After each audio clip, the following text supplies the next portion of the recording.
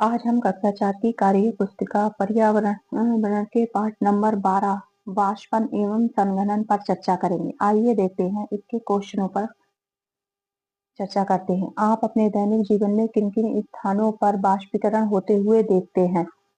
तो तालाब, पोखर में भरे पानी में, धूप में सूखते कपड़े, फसल के सिंचाई के पानी में सदैव वाष्पीकरण होता है। अमन अपने तौलिए को जल्दी सुखाना चाहता है तो उसे निम्नदर्शिता में से कौन सा तरीका अपनाना चाहिए?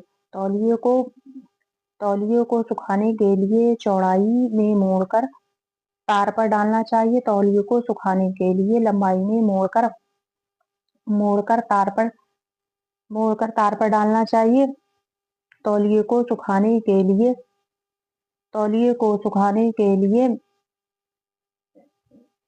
लंबाई में बिना मोड़े तार पर डालना चाहिए। तौलिए को सुखाने के लिए टेबल पर फैलाकर डालना चाहिए। तो इसमें आएगा हमारा तौलिए को सुखाने के लिए लंबाई में मोड़कर डालना चाहिए।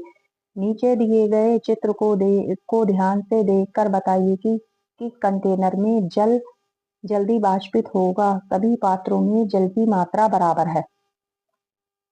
सभी पात्रों में जल की मात्रा बराबर है। कक्ष 1 सामान्य तापमान, कक्ष 2 समान तापमान, कक्ष 3 पंखा चल रहा है, कक्ष 4 समान तापमान एवं परंतु पात्र ढका हुआ। जो पात्र ढका हुआ होगा उससे वाष्पीकरण नहीं होगा, लेकिन पंखा चल रहा है हवा में, ये वाष्पीकरण जल्दी हो जाएगा।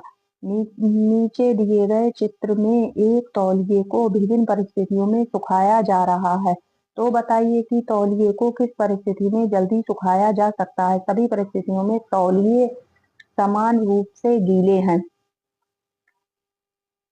धूप एवं हवा में, बादल में, बरसात में। बताइए तो इसमें हमें तौलिया धूप और हवा में जल्दी सूखेगा। जो तौलिया होगा वो धूप हमें जल्दी सूखेगा। नीचे 4 कंटेनर PQRS का चित्र दिया गया है। इसमें समान मात्रा में पानी है। कौन सा कंटेनर सबसे धीमी गति से वाष्पित होगा? चारों कंटेनरों को एक साथ धूप में रखा गया है। ये चारों कंटेनर है, इनको एक साथ धूप में रखा गया है। तो PQRS, एस का मुंह है, ये छोटा है, इसमें कम हवा लगेगी तो वाष्पित होगा, कम वाष्पित होगा इसमें। नीचे एक गीला टी शर्ट दिया गया है, ये जो धूप में सुखाने के लिए डोरी में सीधा फैलाया गया है। टी शर्ट के कुछ हिस्सों में ABC और D लिखकर निशान बनाया गया है। आप बताइए कि टी शर्ट पर ABC और D हिस्सों में से कौन सा हिस्सा सूखने में ज्यादा समय लगेगा और क्यों? तो इसमें डी हिस्सा सूखने में सबसे अधिक समय लगेगा, क्योंकि पानी ऊपर से नीचे आएगा और नीचे का भाग सबसे बाद में सूखेगा। तो हमारा डी हिस्सा सबसे बाद में सूखेगा। शरद, ग्रीष्म और वर्षा ऋतुओं में से किस ऋतु में वाष्पीकरण बहुत कम होता है और क्यों होता है?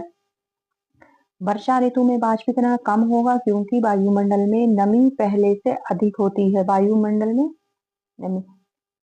अजय एक प्रयोग के लिए केतली में पानी को उबालता है और एक एल्युमिनियम की थाली को केतली के मुंह के पास रखता है। 5 मिनट के बाद उसे एल्युमिनियम की थाली की नीचे की सतह पर क्या दिखाई देगा? बर्फ के छोटे छोटे टुकड़े देखने को मिलेंगे, पानी की छोटी छोटी बूंदें देखने को मिलेंगी, पानी की बड़ी बड़ी बूंदें देखने को मिलेंगी। उपरोक्त में से कुछ भी दिखाई नहीं देगा। तो इसमें पानी की छोटी छोटी बूंदें देखने को मिलेंगी। कभी कभी सुबह हमें पेड़ों या पौधों की पत्तियों पर पानी की बूंदें दिखाई देती हैं। क्यों दिखाई देती हैं? दिन के दौरान पानी का वाष्पीकरण अधिक होता है, रात में तापमान कम होता है, तब वाष्प ठंडी होकर ओस के रूप में हमें पेड़ों के पौधों की पत्तियों पर दिखाई देती है। संचयन की क्रिया कब होती है? संचयन की क्रिया तरल पदार्थ गैस में बदलता है, ठंडा करने पर गैस पदार्थ तरल में बदलता है, ठोस पदार्थ तरल में बदलता है, ठोस पदार्थ गर्म करने पर सीधे वाष्प में बदलता है। तो ठोस पदार्थ गर्म करने पर तरल में बदलता है। शीला फ्रिज में से एक कोल्ड ड्रिंक की बोतल को निकालकर टेबल पर रखती है तो बताइए कुछ समय बाद शीला को उस बोतल पर क्या दिखाई देगा तथा उस क्रिया को क्या कहेंगे?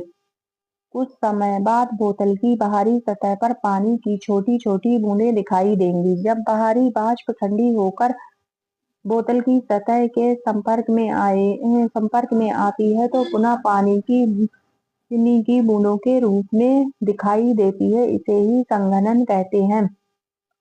शीला ने जो भी देखा है ऐसा क्या हुआ होगा? ऐसा संघनन के कारण होता है। वायुमंडल की वाष्प जब ठंडी होती है तब उस क्रिया को संघनन कहते हैं। वाष्पीकरण की क्रिया जब वाष्प ठंडी होती है तो उसे संघनन कहते हैं। वाष्पीकरण एवं संघनन में क्या अंतर है? उदाहरण सहित लिखिए। ये हमारा वाष्पीकरण है, ये हमारा वाष्पीकरण है, ये वाष्पीकरण है, ये संघनन है। वाष्पीकरण में जल वाष्प में वाष्पीकरण में जल वाष्प में बदलकर वायुमंडल की वायु में मिल जाता है। जैसे उबलते पानी से वाष्प निकलना, जैसे उबलते पानी से वाष्प मतलब भाप निकलना। संघनन जब वायुमंडल की वाष्प ठंडी होती है तब वापस पानी की बूंदों में परिवर्तित हो जाती है, उसे संघनन कहते हैं। जैसे ओस पड़ना, बारिश होना आदि। ये वाष्पीकरण है। वाष्पन एवं संघनन। नीचे दिए गए जल चक्र में सही शब्द को चुनकर सही बॉक्स में भरिए। अब इसमें सही शब्द चुनना है। इसमें वर्षा, वाष्पीकरण, बादल, संघनन, सूरज, समुद्र, इन्हें सही क्रम में लिखना है। तो हमारा सबसे पहले आएगा समुद्र। ये समुद्र, समुद्र से जो वाष्पीकरण होगा ये वाष्प बनेगी। वाष्प के बाद में ये बादल बनेगा, फिर ये संघनन होगा। संघनन के बाद वर्षा होगी और वर्षा के बाद फिर जमीन पे आ जाएगा।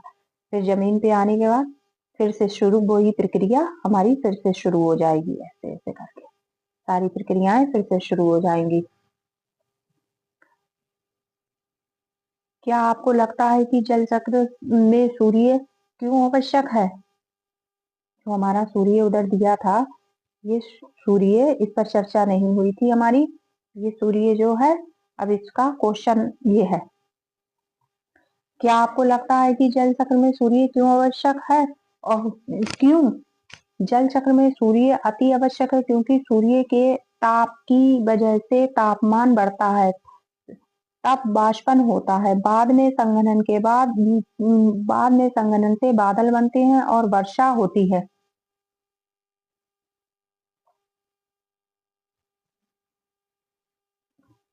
नीचे दिए गए चित्र में जल चक्र के चरणों को दर्शाइए। इसमें कौन सा जल चक्र कब दर्शाया गया है? सबसे पहले यदि Q जल चक्र का पहला चरण है तो जल चक्र के सही क्रम में निशान लगाइए।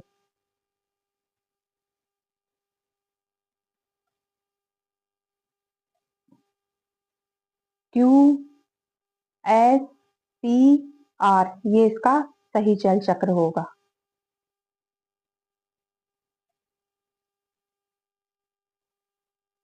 इसका सही जल चक्र ये है। Q पहले बाष्पीकरण हुआ, फिर S बादल बन गया, फिर P वर्षा हो गई, फिर R बह गया, नदी में ये जल बह गया, इसीलिए ये जल चक्र का सही क्रम है। यदि जल चक्र नहीं होता तो क्या क्या समस्याएं होती, लिखिए। अगर जल चक्र नहीं होता तो रात में संघनन के दौरान ओस नहीं पड़ती और ना बादल बनकर पानी बरसता और ना भीगी चीजों को सुखाया भी नहीं जा सकता था। ये सब किसके कारण हुआ है? जल चक्र के कारण हमारा। अगर वीडियो अच्छी लगी हो तो इसे लाइक और सब्सक्राइब करें। जय हिंद।